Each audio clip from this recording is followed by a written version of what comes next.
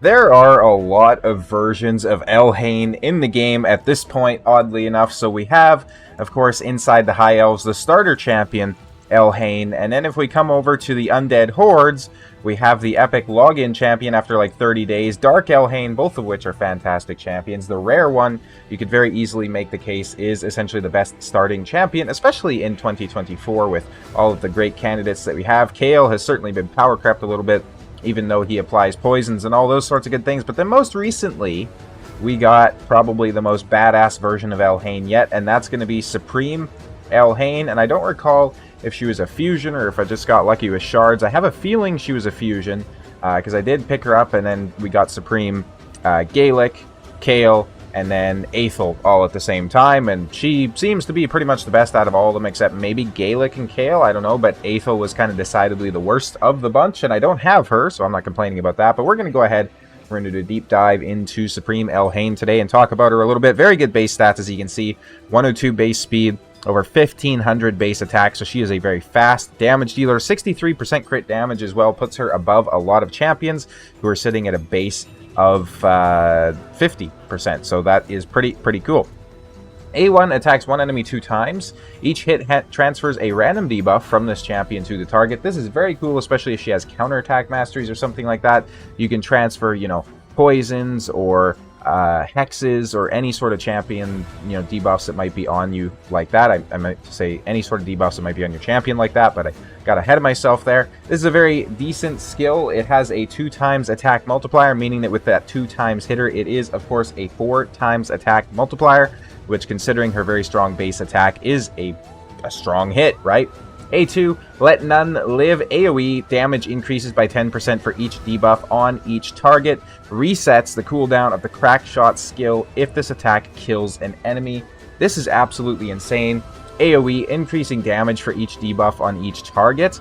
This does not have a cap, as far as I know. It does not state that it has a cap, and I don't think it has a cap inside the game, essentially. So it's going to have a 4 times attack multiplier, and then, of course, the 0.1 multiplier for any, like, additive multiplier for any sort of debuffs you have on the enemy team. So she's a very solid PvE nuker already, right? Because if you consider the fact that you could be running her with a team that places poisons, places burns, stuns, sleeps, provokes, fears, true fears, petrifications, hexes.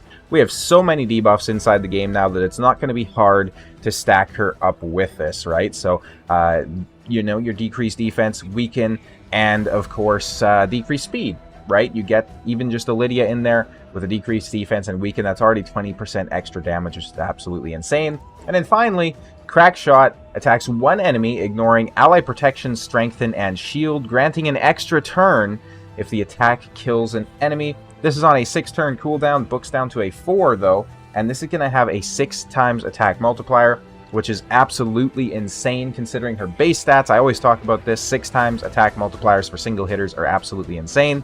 And she's also ignoring the most prevalent protection buffs that you can have, right? So if you have somebody with a shield, she's just straight up ripping through that. If you have like a Necrit who's placing those annoying shields and ally protections and strengthen, she basically just says, hey, I see your Necrit, screw you. Your Necrit's not doing anything to me. I'm just going to go ahead and kill whoever I want anyways, right? And keep in mind, she has very good base speed as well for a damage dealer, so she can definitely be speedy inside the arena or something like that and help take out the enemy team before they even get a chance to do anything.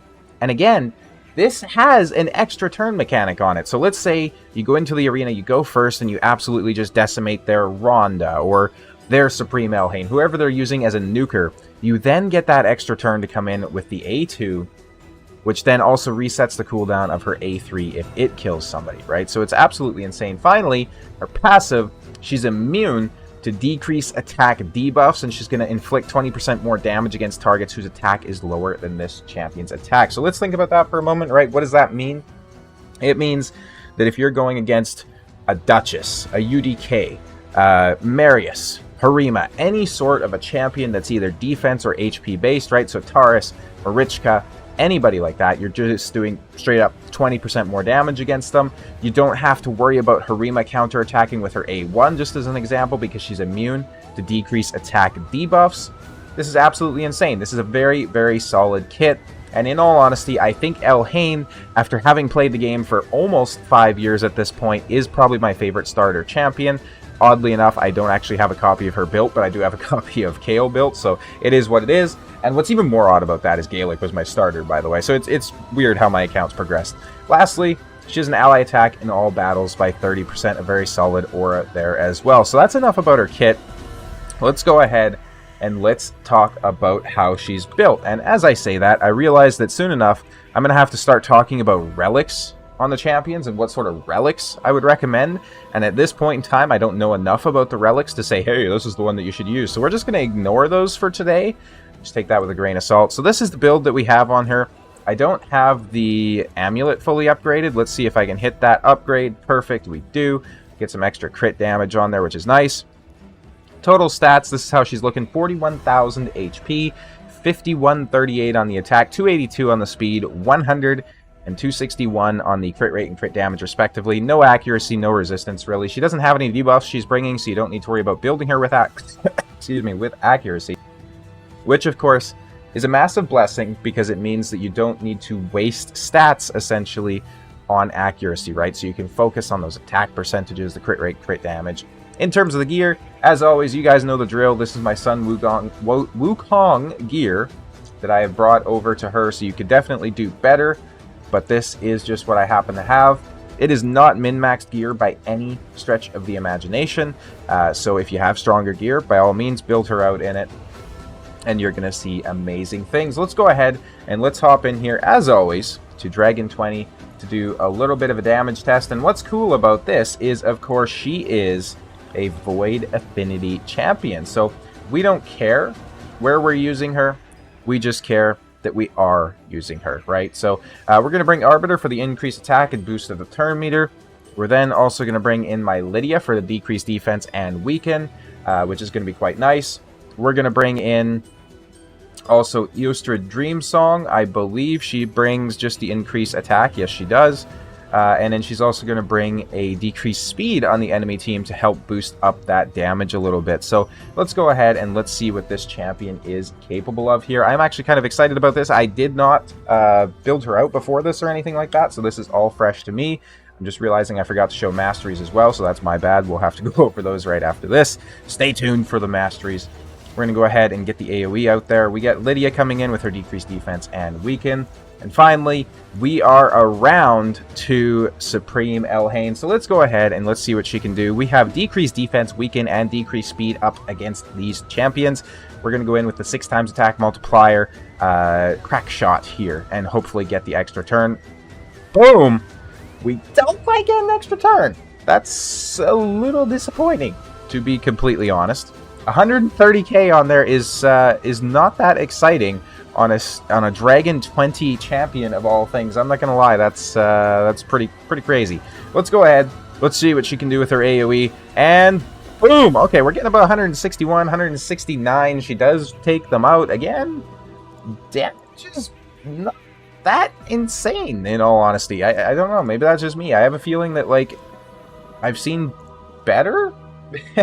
I always get a little bit misled sometimes on these damage tests because, you know, it doesn't seem like a lot in the moment, but like with gear like this, I would certainly expect her to be hitting a little bit harder, right? Like, I know my Sun Wukong can come in here and essentially clear the wave. Granted, that's with his A2 that has built-in, you know, ignore defense and those sorts of things. Let's go ahead. Let's hit the A1 into Apothecary here. Boom. Boom. We're doing 52 and 41k. So about 90k there overall, which isn't terrible. We're going to go ahead and see if we can't just cycle around to her here again.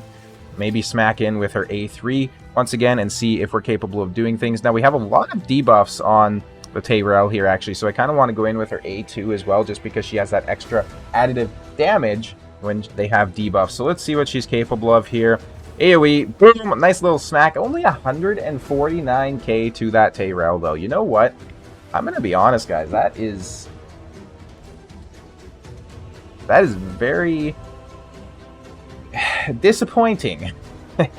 I'm trying to think if I have like another attack-based nuker that I can bring in here. Let's bring in like our Quintus, right? Quintus is a very competent attack-based damage dealer. Real quick, I'll go over her masteries as well, just since I failed to show those previously. So this is what I got her built with here. I come down to Helm Smasher on the left-hand side, so we have that chance of ignoring defense. You'll be seeing this after my Tier 6 Mastery video, so make sure to check that out if you haven't seen it. And then we have just basic nuke masteries on her, as well as some counterattack masteries there in case she's taking damage and whatnot. So let's go ahead. Let's switch this gear over to Quintus, and I do think my Quintus has all his accessories on still, yes. So we're going to go Preset Manager. I'm using my Sun Wukong build on her, so we're just going to directly switch that over. And then as you can see, in terms of stats, we're pretty darn close to the same thing. We got a decent chunk more attack on him. I think we have like, 600 more attack or something like that, which at the end of the day is going to make quite a bit of a difference. But I want to do this just to kind of show it off, since Quintus is a champion that everybody's going to get anyways. It would be cool to kind of see that comparison, right? Especially considering that she's definitely a bit more of a premium champion. Because she is a Void Legendary, so if you didn't get her back in the day, it's going to be a lot harder to pull her as opposed to Quintus that you can just grind for. So, what does he do? He has an increased crit damage and increased attack on his A3. Let's go ahead. Let's do that AoE. Boom! We're hitting for like 170k on some of them. So he just flat out does more damage than Supreme Elhain, which is a bit disappointing, to say the least. Let's go ahead. Let's do this one more time. I'm just eating through my energy here for these testing purposes. I think that deserves a like. Definitely make sure to go and like the video because I'm using my resources. It is what it is.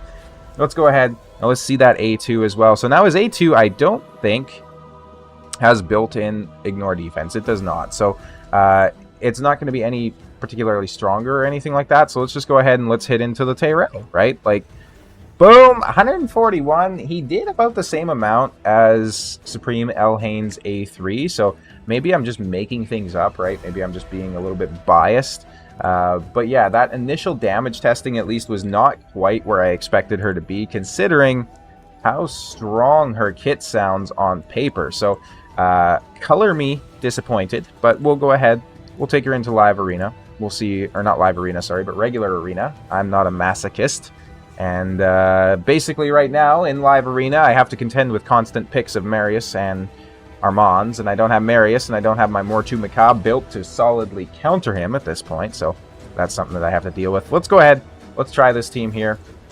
I'm going to take in my speed team and hope that we can beat them. Excuse me.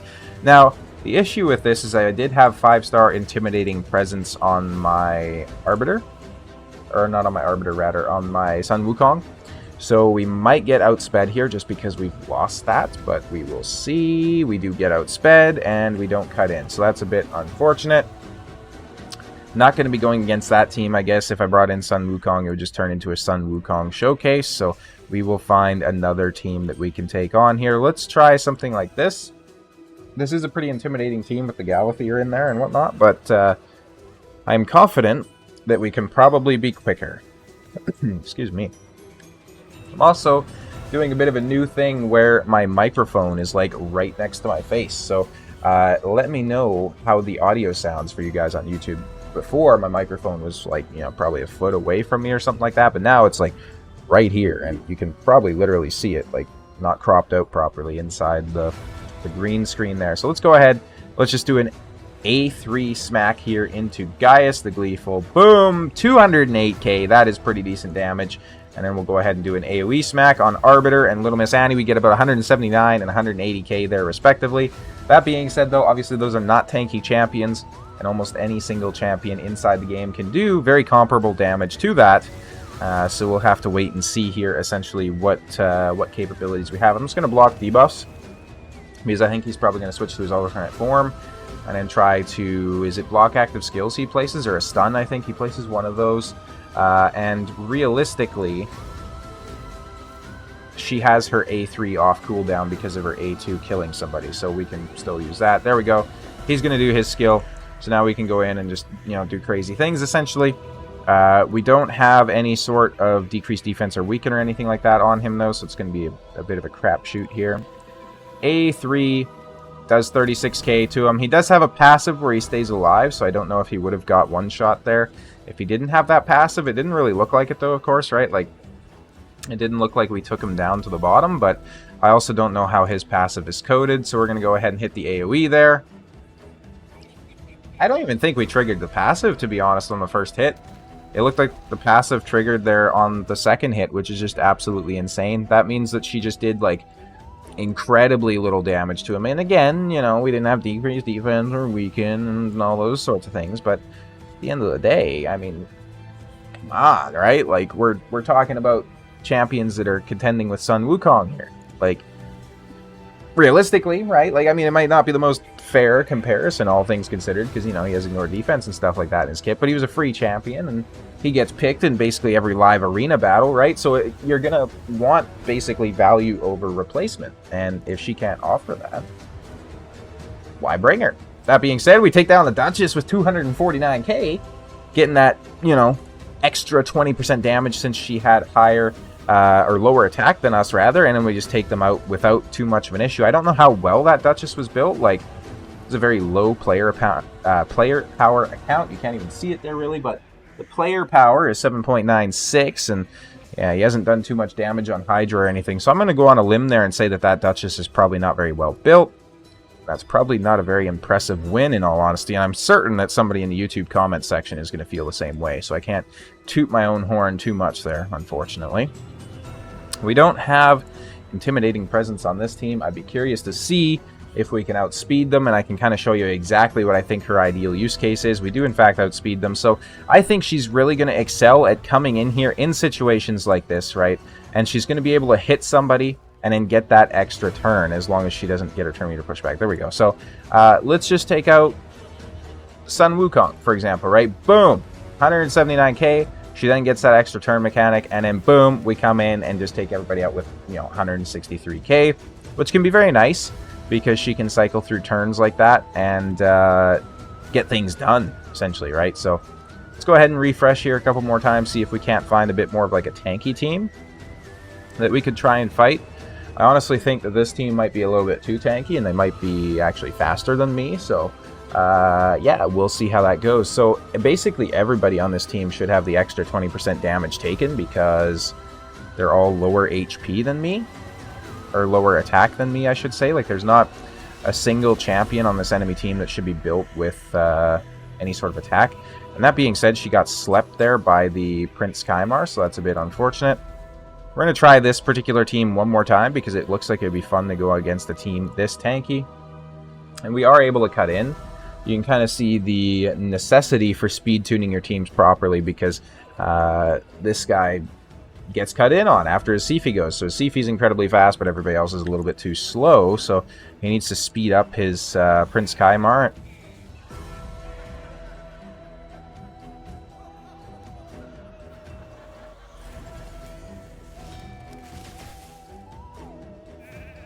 Polymorph, ladies and gentlemen. Polymorph. I gotta love it. Adding RNG on top of RNG into the game. Love it. This is an interesting showcase so far. Bit of a disappointing champion into Polymorph Central, into everything. The review is over.